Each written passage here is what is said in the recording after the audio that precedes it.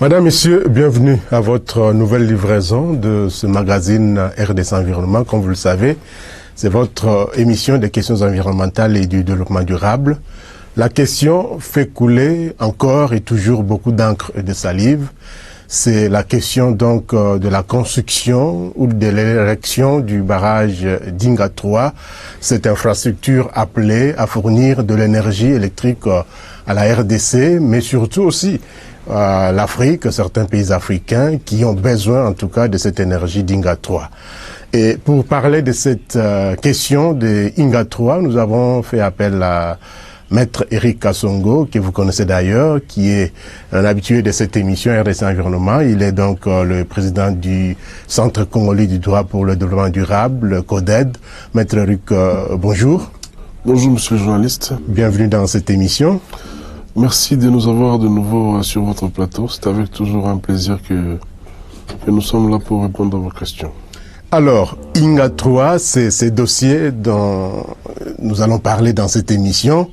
Et c'est vrai, nous sommes dans RDC Environnement. Nous n'allons pas seulement nous focaliser sur les questions environnementales ou les aspects environnementaux de cette infrastructure Inga 3. Nous aurons donc à aborder un certain nombre d'aspects financiers, de développeurs du projet, mais aussi, bien sûr, les aspects environnementaux. Mais d'abord, Maître Eric, de façon générale, quel état de lieu pouvez-vous faire, vous qui œuvrez dans les domaines du développement durable, parce que l'énergie fait aussi partie, dans une certaine mesure, de ces aspects liés au développement durable.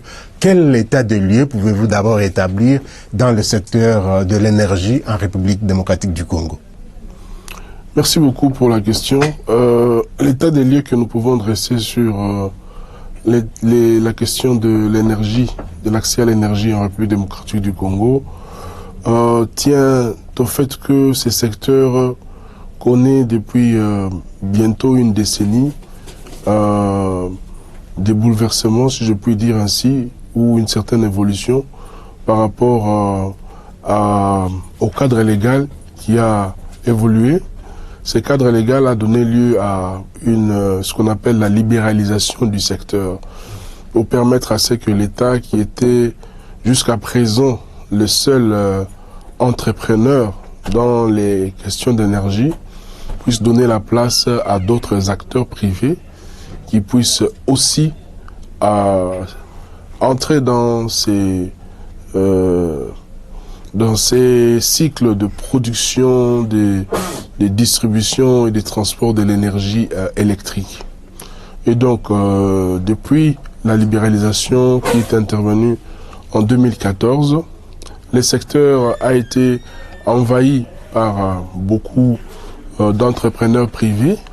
On voit ça et là poindre de nombreux projets hydroélectriques qui sont initiés par des promoteurs privés, mais c'est encore vraiment des manières très vagues. Je dirais que si je dois dresser un état des lieux de ces secteurs, je dirais qu'il y a des balbutiements ça et là, tous ces balbutiements tendent à améliorer justement les niveaux d'accès à l'électricité au niveau du pays, mais ce sont des balbutiements qui ne sont pas coordonnés, pour plusieurs raisons que nous aurons certainement à évoquer, notamment cette question du cadre légal qui n'est pas encore totalement propice pour justement s'assurer que voilà toutes les questions qui devaient faire l'objet d'une réglementation le sont, pour inciter à ce que le secteur privé puisse se plonger résolument dans ces domaines-là et permettre que les gens puissent sentir cette libéralisation de manière effective. Alors, c'était un état de lieu du secteur de l'énergie en République démocratique du Congo. Je signale à nos téléspectateurs que nous avons donc un deuxième invité dans cette émission. Il s'agit donc de monsieur Justin Mobomi. Il est donc chargé de programme au Sénadep. C'est avec lui également que nous allons devoir discuter de ce sujet sur Inga 3, enjeux, défis de l'électrification de la République démocratique du Congo. Alors, Monsieur Justin Mobomi, bonjour. Bonjour. Bienvenue dans RDC Environnement. Merci beaucoup. Comment vous allez? Je vais très bien, merci. Alors, comme l'a dit Maître Eric, le secteur énergétique en République démocratique du Congo est libéralisé avec, bien sûr, la loi qui régit ce secteur. Vous, au niveau du Sénat, d'abord, est-ce que vous pouvez nous dire ce que nous pouvons comprendre par le Sénadep? Le Sénadep signifie Centre national d'appui au développement et à la participation populaire. C'est une organisation sans but lucratif qui a pour credo les développements participatifs. C'est-à-dire que le Sénadep est en train de travailler pour faire en sorte que le développement de la RDC ne puisse pas être un développement top-down, c'est-à-dire conçu d'en haut pour tomber. Mais nous voulons que ça puisse partir de la base pour aller en haut. Voilà pourquoi nous militons pour que ces développements-là puissent impliquer les populations qui doivent en même temps être des objets, mais aussi surtout des bénéficiaires, mais des acteurs de développement.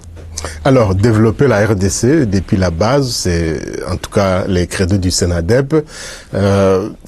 Développer aussi, c'est développer la République à partir du secteur de l'énergie. Est-ce que les questions énergétiques au Sénadep sont également à l'avant-plan?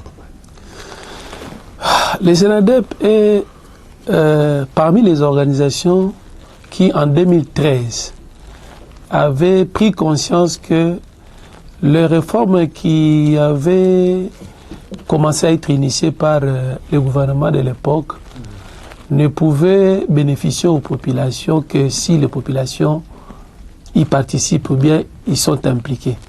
Voilà pourquoi le Sénadep, avec quelques organisations, avait mis en place une plateforme qu'on appelle la coalition des organisations de la société civile pour le suivi des réformes et de l'action publique. Et l'une des réformes qui constitue aujourd'hui un focus pour ces organisations-là, c'est la réforme du secteur de l'énergie ou bien de l'électricité. C'est vraiment un domaine dans lequel les Sénadep, avec plus d'une cinquantaine d'organisations, sont vraiment très impliqués pour en faire le monitoring. C'est dans ce sens que tout ce qui concerne les projets qui sont en train d'être mis en place, des projets qui sont en étude, tout ça nous intéresse au plus haut point. C'est vraiment brièvement ce que je peux dire. Oui. Alors, nous allons parler, comme nous l'avions dit tantôt en introduction, de INGA 3. Vous êtes dans les dossiers de toutes les façons depuis 2013, comme vous l'aviez dit. Alors, d'abord, Maître Eric, pourquoi la question d'INGA 3 a cette ruée, non seulement de la société civile, mais aussi de la population, en fait, comme on peut le sentir sur le terrain? Écoutez, INGA 3, c'était un grand projet, c'était un méga projet hydroélectrique. Il a écho auprès des organisations de la société civile parce que c'est un projet qui est considéré comme un projet à grands impacts.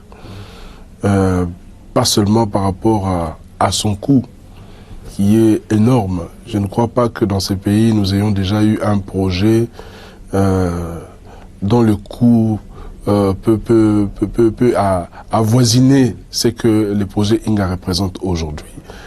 Et donc, rien que sur ce point-là, j'aime à le répéter souvent, que le coût du projet vaut 3 fois le budget de la RDC. Vous prenez le budget actuel de la RDC qui est de l'ordre de 4 milliards et de poussières ou de 5 milliards, vous multipliez ça par 3 et puis vous ajoutez des poussières. C'est ça le budget du projet INGA.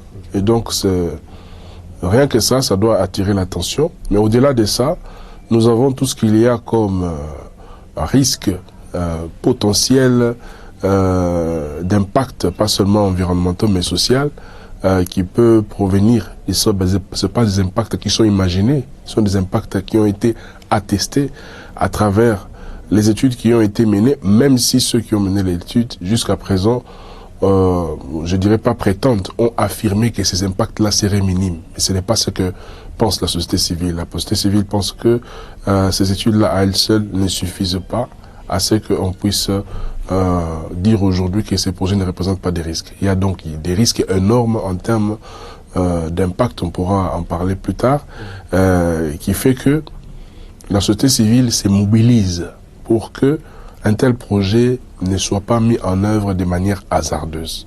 Ce ne sont pas des exemples qui manquent dans le reste du monde où de grands projets comme tels ont été menés de manière hasardeuse et ça conduit à des catastrophes. C'est justement pour prévenir ce genre de catastrophes que nous élevons nos voix pour attirer l'attention sur le fait que ce projet doit être mené avec le respect d'un minimum de standards. Est-ce que c'est le cas actuellement? Nous disons non, parce que nous n'avons pas arrêté de hausser le ton pour demander plus de transparence, plus de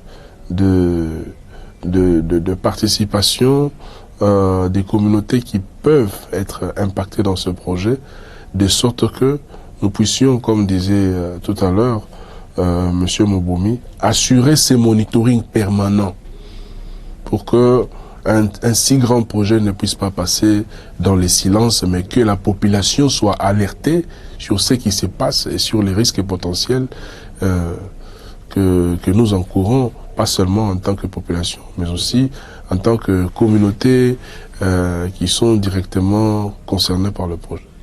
Alors, M. Mobomi, certaines langues disent aujourd'hui que la société civile est devenue comme un parti politique d'opposition qui ne dit que non à tout ce que fait le gouvernement et surtout dans ces dossiers INGA 3, la société civile dit niet à la réalisation du projet INGA 3.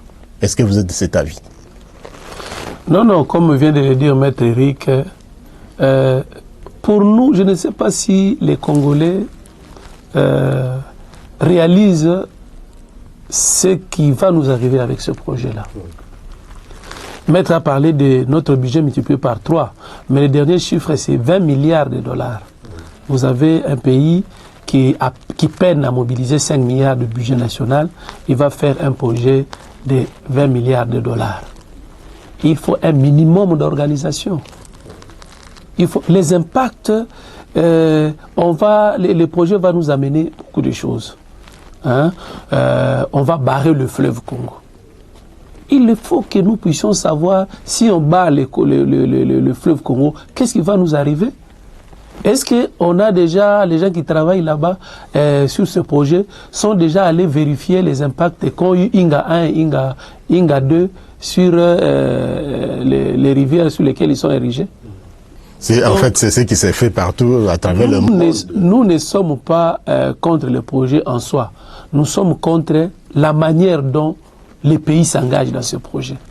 Nous ne pensons pas que le projet, les pays a pris la mesure de ce projet qui risque, s'il n'est pas bien mené, plonger les pays, tout un pays dans l'esclavage. Parce que ça va se faire sous le mode de partenariat public-privé. Encore quelque chose qui nous inquiète, parce que quand nous attendons les officiels parler de partenariat public-privé, vous constatez tout de suite qu'ils ne comprennent pas c'est quoi les partenariats public-privé. Certains pensent que le partenariat public-privé, le simple fait de dire, bon, les investisseurs vont venir, ils vont, nous n'avons rien dépensé, ils vont ériger une centrale de plus de 11 000 MW et nous aurons notre centrale et c'est fini. Ce n'est pas ça. C'est vraiment il y a des choses qui se cachent là-dedans. C'est vraiment des manières, c'est vraiment des manières simplistes de présenter le partenariat public-privé. Ça donne l'impression que ça devient de l'armée du salut, on vient faire pour la philanthropie. Les privés ne viennent pas faire la philanthropie. Donc pour nous, les pays doivent beaucoup plus se préparer pour ces projets. Et jusqu'à présent, comme l'a dit Maître Eric, on ne voit pas les pays se préparer. Tenez, à la dernière, on disait que les pays avaient signé un accord de développement exclusif avec des consortiums qui ont été appelés à se mettre ensemble pour constituer un seul consortium, ce qui est déjà fait. Aujourd'hui, vous avez appris qu'il y a d'autres acteurs qui sont venus. Les Allemands sont venus dans ce projet en apportant théoriquement 20 milliards de dollars pour profiter de l'énergie là et produire de l'hydrogène. Il y a dernièrement les Australiens qui sont venus, tout ça. quand vous avez signé un accord de développement exclusif avec des grandes multinationales, vous ne pouvez plus faire autre chose avec notre... du ACS, vous avez signé, et puis après, il y a ça. Ça montre qu'on on ne prépare pas les choses sérieusement. Quand vous avez une institution ADEPI, Agence pour le développement et la promotion du projet Grand Inga, qui a travaillé dans ce projet-là depuis un certain temps, qui est là. Quand vous avez le ministre qui est en train de signer des protocoles, quand il y a des choses qui se signent à la présidence, on se demande qui est en train de gérer le projet Inga. Il n'y a pas de coordination à faire. Maintenant, les Australiens sont venus, ils veulent faire Inga jusqu'à Inga 8. Quelle est la vision du pays? Quelle est la vision de notre gouvernement sur ce projet-là? À l'époque, quand nous avons parlé, l'ex-premier ministre Matata avait produit un document de politique qui donnait un peu la vision du pays par rapport à ce projet. Aujourd'hui, nous sommes en train de naviguer à vue par rapport à ce projet, un projet qui aura des répercussions sur les enfants, les arrière-enfants et plusieurs générations. Parce que si le projet n'est pas bien mené, nous allons plonger notre pays, pour moi, simplement dans l'esclavage. Alors, plonger le pays dans l'esclavage, Maître Eric, comme je disais tantôt, c'est comme si la société civile aujourd'hui s'est érigée en un parti politique d'opposition radicale, comme on dit. Mais concrètement, qu'est-ce qui est reproché au projet Grand Inga? C'est vrai, il y a cet amalgame, il y a la signature d'exclusivité d'une part, il y a ceux qui viennent d'autre part. Mais au niveau de la société civile, qu'est-ce qu'on reproche? Est-ce que c'est cette signature des différents contrats ou encore c'est le manque de transparence dont on parle à tout moment? C'est quoi au juste le problème avec la société civile dans ce projet Grand Inga? Merci beaucoup, c'est une très bonne question. Le premier reproche qu'on fait à ce projet, je vais vous surprendre, c'est de savoir est-ce que nous avons vraiment besoin de ce projet à ce stade? Est-ce que ce projet est une priorité pour la RDC? La RDC n'a pas besoin d'énergie. Non, la RDC a besoin d'énergie. La RDC a un potentiel énergétique, je ne vous apprends rien, qui est au-delà des 100 000 mégawatts. Et la concentration de 40% de ce potentiel énergétique dans les sites d'Inga ne veut pas dire que la RDC soit forcément prête à se lancer dans des projets aussi faramineux. Vous voyez? Donc la question principale consiste à savoir si construire Inga 3 au regard de l'état actuel de la République démocratique du Congo constitue réellement une priorité ou pas. Et nous nous disons que c'est une question qui donne matière à réflexion. Il faut réfléchir. Tout simplement pourquoi? Rappelez-vous l'historique du projet depuis que l'on parle de ce projet. L'initiative a toujours été une initiative qui vient d'ailleurs. C'est très difficile de retrouver dans les différents programmes du gouvernement, depuis la décennie la décennie 2010, je puis dire jusqu'à nos jours, retracer l'existence de ce projet comme un besoin exprimé à travers les programmes du gouvernement partagés. Donc nous avons comme l'impression que c'est à des moments particuliers d'un exercice budgétaire que voilà tombe telle initiative de tel bailleur, voilà pour construire un grand projet qui ne fait pas partie actuellement d'un plan de développement vaste. Je comprendrais Inga 3 comme une priorité si le Congo avait un vaste plan de développement dans lequel Inga 3 était un des segments. Dans l'état actuel des choses, Inga 3, c'est un projet qui tombe comme un cheveu de la soupe. Et je précise, c'est pas un projet qui est l'émanation du gouvernement congolais. Mon collègue vient de parler tout à l'heure de l'avènement des Chinois et des Espagnols avec la signature de l'accord de développement exclusif. De l'avènement des Allemands avec les MOU. l'avènement des Australiens avec un autre MOU, ainsi de suite. En toile de fond, qu'est-ce qu'il y a? Il y a des promesses, je dirais entre guillemets, on va me corriger si je me trompe, il y a des promesses des financements qui peuvent être considérées comme des promesses aussi fallacieuses. Parce que un projet ne peut pas exister sur fond d'une promesse de financement qui vient d'ailleurs. La détermination du besoin de la République démocratique du Congo doit être l'apanage du gouvernement congolais, qui doit exprimer le besoin de se doter d'une infrastructure aussi importante, mais qui doit s'inscrire dans le cadre d'un vaste programme d'électrification nationale. Pourquoi je dis que ce n'est pas une priorité? Parce que, en termes de potentiel, lorsque nous avons besoin, par exemple, de lancer notre économie pour créer la petite industrie qui va constituer le socle de création d'une classe moyenne. En fait. Création d'une classe moyenne pour booster un peu l'économie à la base, on n'a pas besoin d'Inga 3. On n'a pas besoin d'Inga 3. Il y a plein de sites hydroélectriques qui ont été identifiés pour ça. L'Atlas sur les énergies renouvelables qui a été publié en 2014 est suffisamment éloquent pour ça. Donc, toute la question est là. On peut se poser la question, aujourd'hui, la population peut se poser la question. Est-ce que, au stade actuel dans lequel la RDC se trouve, Inga 3 constitue une priorité? Peut-être que vous le dites parce que vous savez que l'énergie d'Inga 3 ne va pas bénéficier aux Congolais ou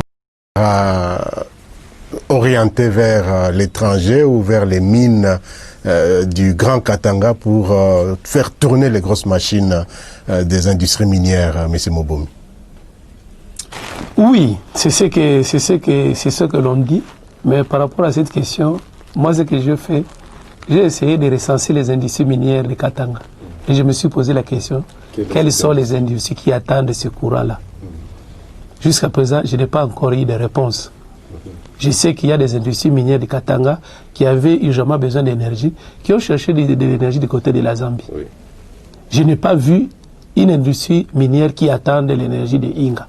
Au moins, elles pourront tourner les deux vers la Zambie pour voir la RDC. On devait avoir une équipe, une armée mobilisée pour ce projet-là. Des choses comme ça devaient faire objet des études. On ne devait pas se mettre à dire non, la société civile dit toujours non, tout ça, tout ça. Parce que les gens, ceux qui ne savent pas dans les partenariats publics-privés, une fois que l'énergie est produite, s'il n'y a pas de clients pour l'acheter, c'est le pays qui doit payer ça. Hein? Alors, l'autre élément, mettre à parler de la priorité, c'est les moyens. Nous l'avons dit à l'introduction de cette émission que le pays n'a pas de moyens pour le faire. Ils vont me répondre en disant non, on va faire les PPP. Mais de toutes les personnes qui parlent des PPP là, qui en comprend les méandres? Ils sont très peu des gens qui parlent des PPP qui en comprennent. Quand vous demandez aux responsables de l'EPI, ils disent oui, mais nous allons faire ce projet sans dépenser un euro. Ça veut dire quoi? Ça veut dire que les Congolais pensent que les privés viendront ériger une infrastructure d'un montant, d'un budget de 20 milliards de dollars, comme ça, gratuitement. Ça, c'est de la propagande et il faut faire très attention en distillant des choses comme ça dans la population. Le pays va payer cette infrastructure d'une manière ou d'une autre. Et si le pays ne se prépare pas à ça, nous risquons de plonger le pays dans les chaos avec ça. Parce que, pour le faire, les PPP, je ne veux pas anticiper votre question, mais les PPP, il faut faire une concession. Je ne vous apprends rien si je vous dis qu'au mois de décembre, avant de quitter le pouvoir, le gouvernement de l'ex-président Kabila a modifié la loi à l'article 52 qui disait que la concession était de 30 ans pour réviser cet article et ouvrir la concession. Ça veut dire que le projet là pour la concession, ça ne sera pas 30 ans, ça sera plus de 30 ans, peut-être 50 ans. Si un privé prend une infrastructure de 50 ans, il exploite et tout ça, je ne suis pas sûr qu'ils vont s'arrêter à 50 ans, mais si nous admettons cette durée-là, on vous retourne cette infrastructure, on vous les transfère après 50 ans. Déjà amorti peut-être. Nous avons Inga 1 et Inga 2 qui sont là, Ils n'ont pas encore 50 ans. Mais vous voyez quelle misère ils sont en train de nous créer. Avons-nous encore besoin d'avoir un éléphant blanc sur cette terre de Congolais? Nous avons beaucoup de choses que nous sommes en train de craindre par rapport à ces projets.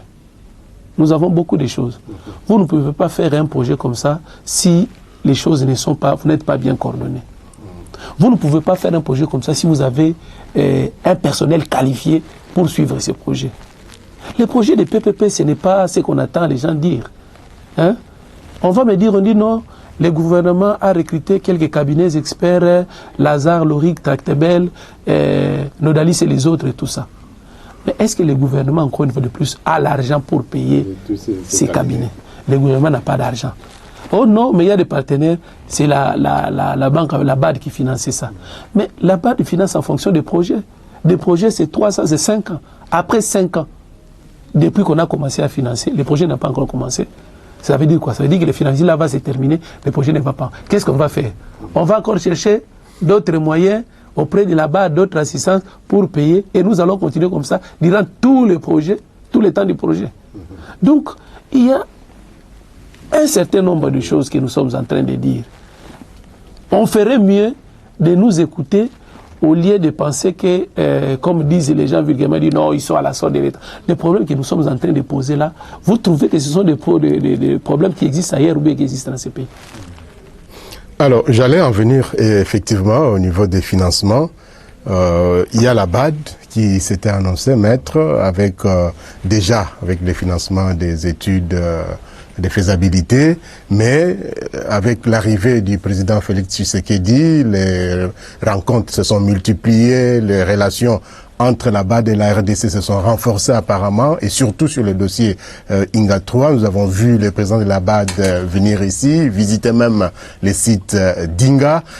Aujourd'hui, il y a, M. Mobimula en a évoqué, il y a les Chinois, il y a les Espagnols, il y a les Allemands, on vient de voir les Australiens. D'où viendront les financements? En fait, parce qu'il y a ces méli-mélos que vous décriez d'ailleurs, mais en définitive, d'où viendront les 14, les 20, les 25 milliards pour construire Inga 3 aujourd'hui? C'est justement le nœud du problème. Le problème du financement de ce projet n'a pas commencé aujourd'hui. Depuis les retraits de la Banque mondiale de ce projet, nous avons vu le promoteur de ce projet connaître des graves difficultés et même se complaire à certaines pratiques que nous avons décriées, notamment celles qui consistaient à donner des études complémentaires à une firme qui est considérée comme potentiel développeur à sélectionner. Donc il y avait déjà ce problème. Maintenant, si vous naviguez entre les différents accords qui ont été signés, nous nageons dans un flou total. Parce que, pour rappel, on a mentionné la BAD ici, le projet Inga est inscrit dans le portefeuille de la BAD dans un projet qui s'appelle le PACEL. Le PACEL, qui est un projet qui est en cours encore d'exécution, qui n'est pas arrivé à son terme, et devait appuyer techniquement les promoteurs du projet Inga. Alors que le PACEL est encore en train de s'exécuter avec beaucoup de balbutiements, avec beaucoup de ralentissements et beaucoup d'arrêts et des rebondissements. Vous avez parlé du retour de la BAD. Le retour de la BAD dans le projet, en fait, c'était comme une redynamisation du PACEL qui était un peu mis en veilleuse.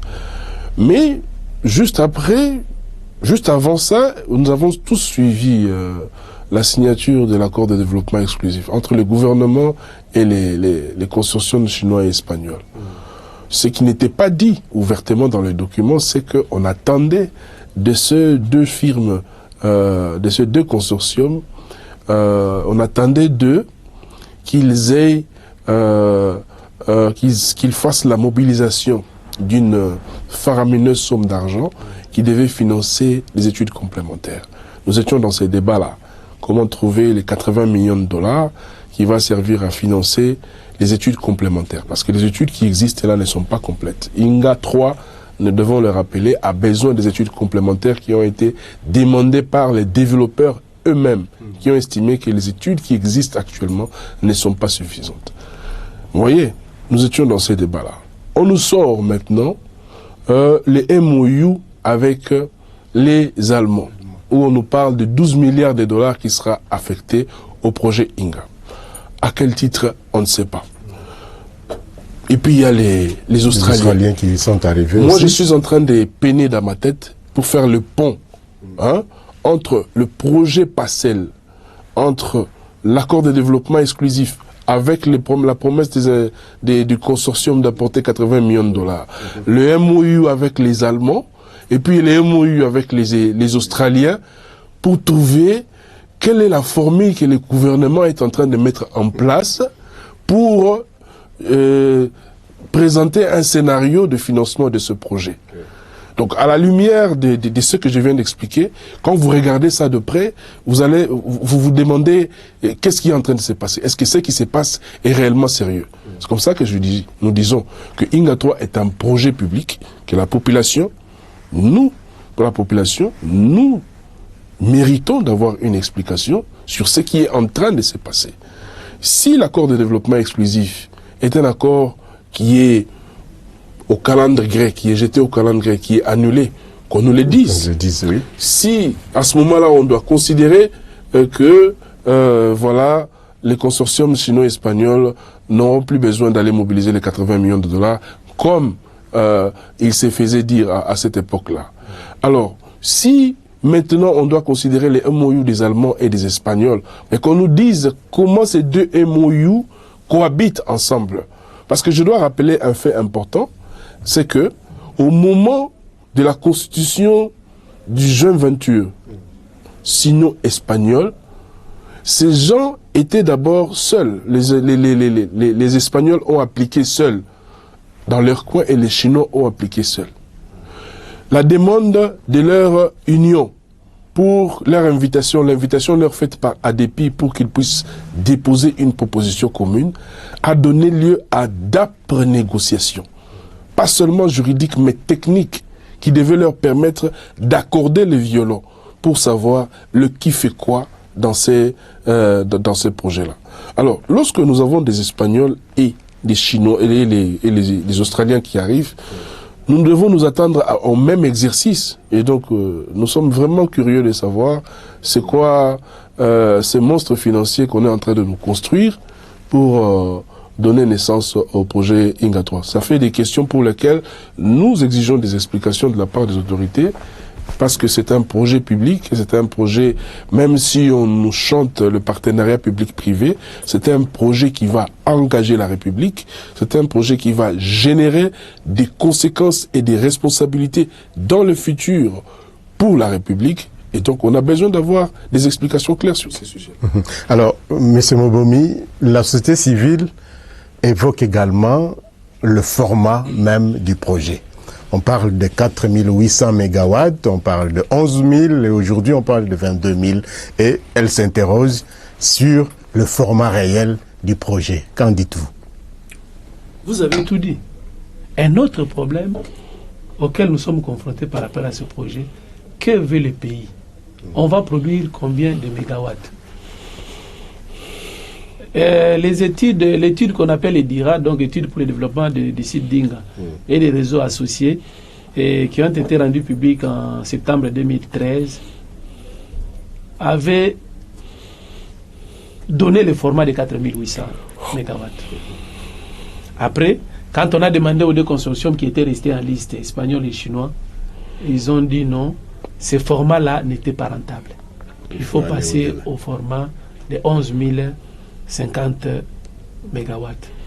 Et c'est en vertu de ce format-là qu'ils ont signé l'accord de développement exclusif avec le gouvernement. Depuis, on s'attendrait à ce qu'on passe à un autre stade de signer un accord de collaboration. L'offre a été ouverte, maintenant d'autres partenaires sont arrivés. les réunions avec la Banque mondiale et tout ça, nous avons vu dans la note conceptuelle de la conférence panafricaine que l'énergie à produire, c'est plutôt 22 000 mégawatts. Et on va prendre 10 000 mégawatts pour une société d'aluminium. À côté de ça, l'arrivée des Allemands, une grande quantité pour produire l'hydrogène. Et maintenant, il y a aussi les Australiens qui sont en train de venir. La société civile est aussi préoccupée par cette question que vous avez posée. Combien de mégawatts justement on va produire et à quoi ça va servir ces mégawatts? Quels sont les clients potentiels de ces mégawatts? Vous voyez? Donc là aussi, il y a un sérieux problème. Nous donnons l'impression de nous engager dans un projet de cette ampleur-là, sans vraiment être organisé, sans savoir exactement ce que nous voulons. Vous voyez?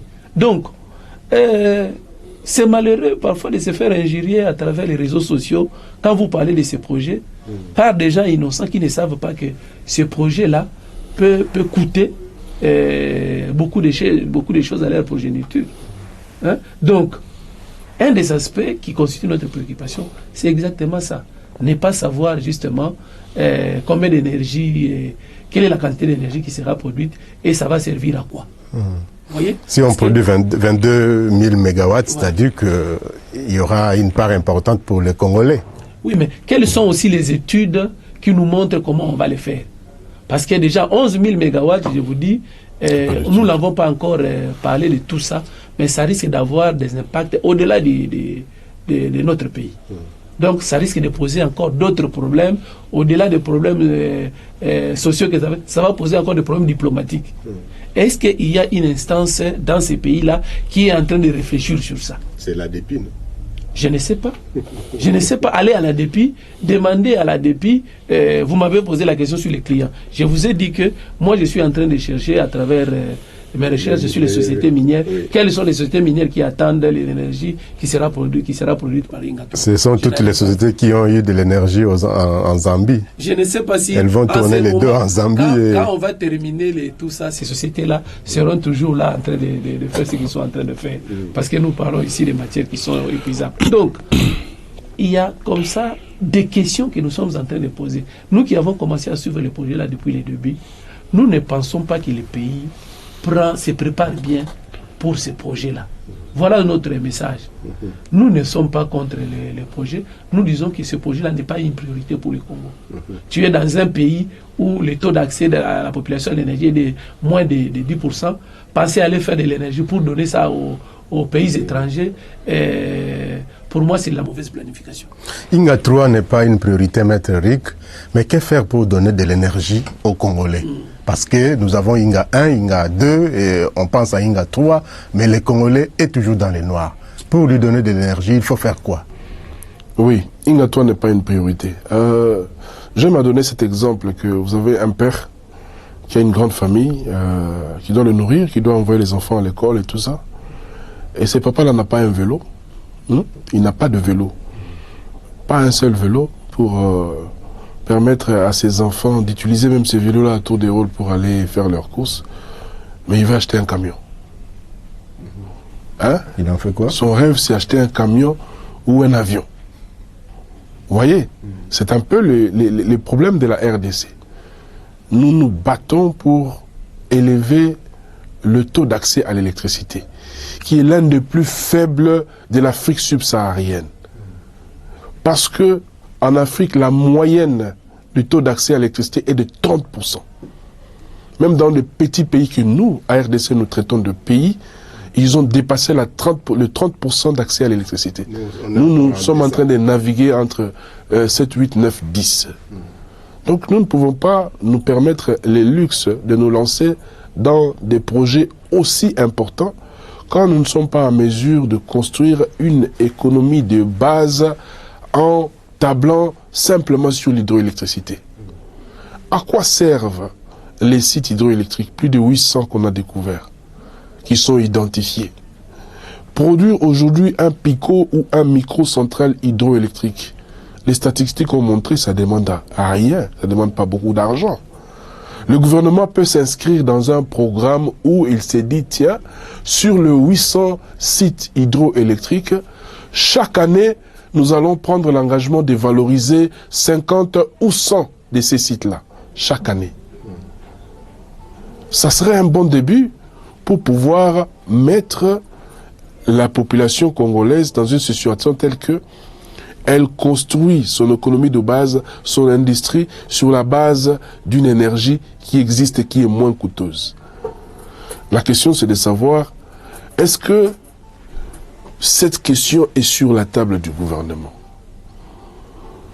Nous avons lancé une réflexion sur les budgets alloués au ministère de l'Énergie pour pouvoir transformer ces potentiels en quelque chose de solide. Nous avons plusieurs opportunités qui peuvent faire en sorte que aujourd'hui, non seulement on puisse améliorer les taux d'accès des populations à l'énergie, mais aussi qu'on puisse construire une économie de base à travers l'industrialisation locale dans nos provinces, dans une approche décentralisée, comme certains de nos amis aiment à le dire. Au lieu de faire ces bons, parce que Inga 3 pour moi, c'est un bon qui risque... Dans les vides. Dans un certain vide, avec les moyens que nous n'avons pas, qui risque de nous faire très mal à l'avenir. Voilà notre propos. Donc, exploitons les potentiels que nous avons pour construire notre économie de base. Et après seulement, on peut voir si Inga pourra être inscrit dans un cadre large de développement où il sera un segment important pour booster l'économie. Nous ne pouvons pas nous permettre aujourd'hui de dire, voilà, nous allons donner l'énergie aux Sud-Africains, nous allons donner l'énergie aux Égyptiens, nous allons donner aux Nigériens, ainsi de suite. Alors que chez nous, localement, nous n'avons rien. C'est comme un père qui prend un sac de maïs, qui va donner aux voisins, alors que dans sa propre maison, il n'y a pas à manger. Président Mboumi, que faire pour passer des ténèbres à la lumière en RDC, mais sans pour autant ignorer que les questions environnementales aujourd'hui se sont inscrites au cœur de débats politiques, économiques, financiers, sociaux, avec bien sûr des enjeux considérables, et ce qui va devoir nous amener sur les questions environnementales dans ces dossiers Inga 3. Merci beaucoup pour cette question. Je crois que Maître Eric a donné la réponse. Nous voulons que, nous encourageons le président de la République qui a dit que, à Matadi, qu'il veut qu'à la fin de son mandat ici, que nous puissions passer de 8% à 30%. Nous disons que nous sommes avec lui sur cette vision-là parce que c'est possible. Et pour nous, on a rappelé, nous avons un outil important, l'Atlas, qui identifie plus de 800 sites à travers tous les pays. Nous disons que nous pouvons travailler avec les moyens de bord et développer ces projets-là à travers tous les pays, parce que les sites-là se trouvent à travers tous les pays, et éclairer la RDC en moins de temps, avec moins d'impacts environnementaux et sociaux, et moins de moyens que ce que nous attendons là, pour aider que les populations puissent avoir de l'énergie de proximité à un coût abordable. Donc, ce que nous disons, nous, notre plaidoyer, c'est que toutes les Congolaises, tous les Congolais, où qu'ils se trouvent, ils puissent avoir accès à l'électricité. C'est quand même extraordinaire de voir que dans notre pays, vous rentrez dans nos villages, vous les trouvez à l'époque où il y a les Belges les avaient laissés. Jusqu'à aujourd'hui, nos villages sont toujours à cet état-là, alors que le pays dispose des villages entiers, des territoires sont en train de croupir dans l'obscurité, alors qu'ils ont à côté des sites qui peuvent les aider à avoir de l'électricité en moins de temps, déjà parce que 1 mégawatt, je crois, à partir de 3 millions de dollars, vous pouvez déjà avoir 1 mégawatt. Mais qu'est-ce qui fait que chez nous, jusqu'à présent, on n'arrive pas à le voir? Nous disons que avec les moyens que nous avons, nous pouvons, de petits projets. Nos provinces n'exigent pas des milliers de mégawatts. Hein? Nous avons besoin de 10 mégawatts ici, 5 mégawatts là-bas, dans toutes les provinces, pour que les pays soient éclairés. Si on ne fait pas ça, on veut atteindre ces projets-là, les développements, au bas mot 17 ans, mais quand on connaît notre pays, ça ne sera pas moins de 10 ans pour qu'on puisse terminer cette infrastructure. Donc, éclairer les pays, la RDC ici, dans l'idée des chefs de l'État, d'ici son mandat, passer de 30%, nous disons que ça peut se faire et nous l'encourageons. Nous sommes avec lui dans cette vision-là et nous disons que les experts sont là pour l'aider. S'il appelle la société civile, nous allons lui dire que nous sommes d'accord avec ça et le pays peut y arriver. Au lieu de penser à ces projets-là qui pour nous posent encore beaucoup de problèmes. Alors les questions environnementales, comme nous l'avions dit, elles sont inscrites au cœur des débats aussi. Et dans ce projet, on les évoque, peut-être une minute pour chacun pour évoquer les questions environnementales dans ce projet INGA 3. Oui, le projet INGA 3 va nous... D'abord, la Banque mondiale qualifie ces projets des projets de catégorie A. Donc des projets qui ont un grand risque. Vous voyez? Et ces grands risques-là, c'est principalement sur le plan environnemental. On va barrer le fleuve Congo, hein, et un fleuve que nous partageons avec le Congo d'en face. Donc là déjà nous avons un problème. Et quand vous barrez le fleuve, vous avez nécessairement des problèmes au niveau des espèces de poissons qui sont en amont et qui vont être en aval. Donc, actuellement, le fleuve est en train de souffrir d'ensablement. Nos amis qui sont à Inga nous ont dit qu'il y a un sérieux problème d'ensablement pour les deux barrages qui sont érigés là-bas. Donc, l'inondation de bassins de retenue risque d'avoir aussi des graves problèmes, même sur le plan des changements climatiques. Donc, ce sont autant de problèmes pour lesquels nous aurions voulu qu'avant qu'on puisse discuter de ces projets, nous ayons des études pour vraiment mesurer à peu près ce que nous aurons après avec ces projets. Donc, c'est le point le plus haut qui nous inquiète. Parce que c'est vrai que pour faire ces projets, il faut des études. Nous aurions voulu avoir ces études avant. Et nous sommes très inquiets du fait qu'on a laissé la latitude des études-là aux sociétés qui sont censées réaliser les projets. Ça, c'est quand même difficile. Nous avons une structure ici pour laquelle nous plaidons qu'on puisse donner des moyens. C'est ACE, Agence congolaise de l'environnement. C'est, d'après la loi, c'est à cette structure de faire toutes ces études. Depuis que le projet a commencé, je n'ai jamais entendu un seul mot de ACE. Maître Eric, les questions environnementales, avec les effets des changements climatiques, il y a diminution des eaux, du fleuve peut-être, l'ensablement a été évoqué, mais aussi les risques qui sont liés à l'inondation, aux inondations du bassin, mais aussi des zones côtières. Oui, le premier grand risque, c'est justement de maîtriser totalement tous les risques. Vous savez, lors d'une de nos déplacements à la BAD, il nous a été rapporté que la banque n'émet pas son argent lorsqu'elle n'est pas sûre d'avoir affaire à des études définitives sur un projet quelconque. Et le projet INGA 3 n'a pas encore atteint les stades où toutes les études sont menées, en ce y compris les études d'impact environnementaux. Ce sont des études à venir. Donc, à ce stade, même les promoteurs de projets eux-mêmes n'ont pas encore une idée claire des impacts qu'il pourrait y avoir.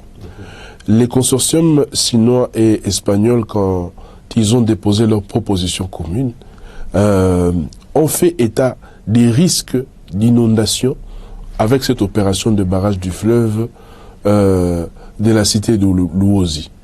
Ils ont fait état de ça. Et même plus loin, peut-être même un risque aussi pour atteindre les rives du Congo-Brazzaville.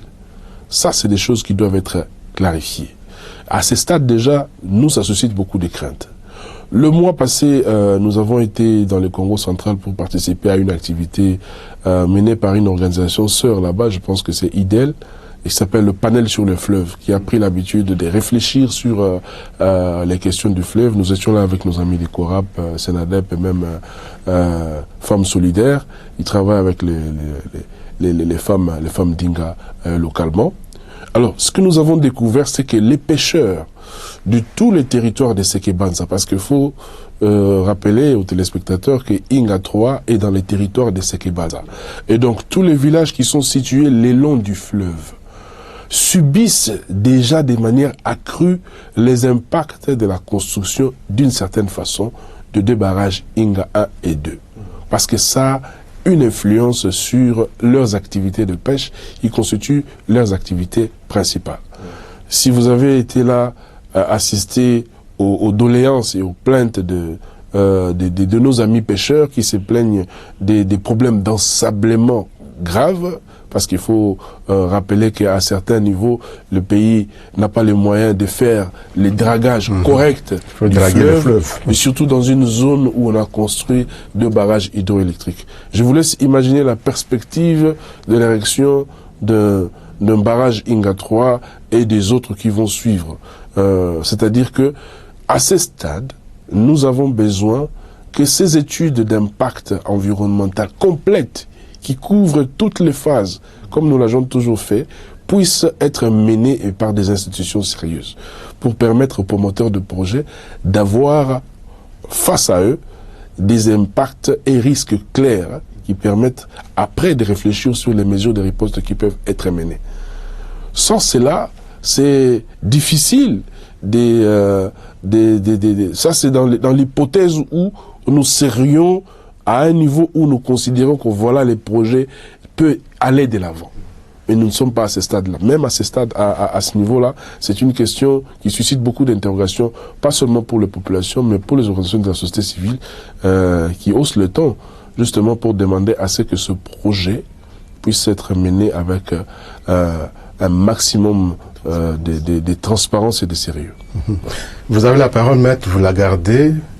1 minute pour convaincre et dire peut-être aux responsables du pays, de ce projet, aux promoteurs ou à tous qui sont impliqués dans ce projet pour leur convaincre que Inga 3, ce n'est pas une priorité. Maître, à vous. Je vais, au risque de me redire, à rappeler que la RDC doit atteindre le niveau où elle prépare sa propre sauce pour présenter à ses enfants. Et ne pas être un pays qui s'abreuve des sauces préparées ailleurs. Si je prends les choses de cette manière, je considère que Inga 3, tel que en tant que projet pris isolément, ne fait partie d'aucun contexte donné, d'aucun ensemble de projets, d'aucun vaste programme pour que, logiquement, elle puisse donner espoir. Il y a des propositions ça et là. Donc, c'est comme ça que je vous ai dit que nous sommes dans une série de balbutiements. Avec les Chinois et les Espagnols, c'est des balbutiements. Avec les Allemands qui entrent en ligne de compte, c'est des balbutiements. Avec les Australiens, c'est des balbutiements. Ce qu'il nous faudrait, c'est que le gouvernement mette en place une structure qui conçoive un vaste programme d'électrification du pays ou de promotion de projets énergétiques dans lesquels Inga 3 pourrait être un des segments. Mais prendre le projet tel qu'il est isolément, avec des sources qui viennent d'ailleurs, demain, peut-être ce sont les Gabonais qui viendront avec leurs sauces pour présenter aussi un MOU. C'est là que nous disons que il y a un problème et que, au regard du problème d'accès à l'électricité, que la RDC, les populations de la RDC se font face avec des délestages constants, même dans les milieux urbains, n'en parlons pas. Dans le milieu rural, comment voulez-vous booster l'économie dans un milieu rural s'il n'y a pas un minimum d'électricité? Alors que nous sommes un des pays les plus riches, traversés par les rivières et des lacs. Le nombre de rivières qu'il y a en RDC sont importantes, des lois comparées à d'autres pays. Donc, exploitons ces potentiels pour donner de l'énergie aux gens. Et ce n'est pas pour rien qu'on a rédigé, on a publié la classe. Ce n'est pas pour pour les beaux yeux, juste pour montrer des photos, c'est pour qu'elle soit exploitée et qu'elle se transforme en une capacité économique pour le pays, à l'exemple d'autres pays qui l'ont fait, et les pays maghrébins, si je ne peux citer que cela. Donc, voilà toutes ces raisons qui me font dire qu'aujourd'hui, Inga 3 ne devrait pas être la priorité du gouvernement, mais, comme M. Justin l'a dit, travailler pour améliorer le niveau de la desserte, pour atteindre même, aller même au-delà de 30%, tel qu'il a exprimé le chef de l'État dans son vœu, à Matadi, ça c'est possible, et à moindre coût. Monsieur Justin Mobomi, chargé de programme au Sénadep, 1 minute pour convaincre. Nous sommes d'accord que la situation énergétique de la RDC est inacceptable. Et pour résoudre ça, nous avons des moyens qui sont à notre portée et des outils qui puissent nous permettre de les utiliser pour donner de l'électricité à nos populations. Nous invitons le gouvernement à regarder d'abord les problèmes du Congo. Les Congolais n'ont pas accès à l'électricité. C'est ça la priorité. Donner de l'énergie électrique aux Congolais. Et pour le faire, nous avons tout ce qu'il faut pour le faire, parce que nous pouvons faire des projets qui soient à la hauteur de nos moyens, et nous avons des sites pour ça, qui est lié à pourvu les pays, partout et dans tous les coins, et nous pouvons l'utiliser. Ça, c'est le message de la société civile. Donner accès à l'électricité aux Congolais, et une électricité propre, abordable et à moindre coût. Voilà, Justin Mobomi, chargé de programme au Sénadep, merci beaucoup. Merci également, Maître Eric Kassongo, président du CODED, Centre Congolais du droit pour le développement durable. Merci également à vous, Madame, Messieurs, de nous avoir suivis. Votre émission revient la semaine prochaine, toujours avec le même plaisir. D'ici là, portez-vous bien et bonne suite de programmes sur votre chaîne. Au revoir et à très bientôt.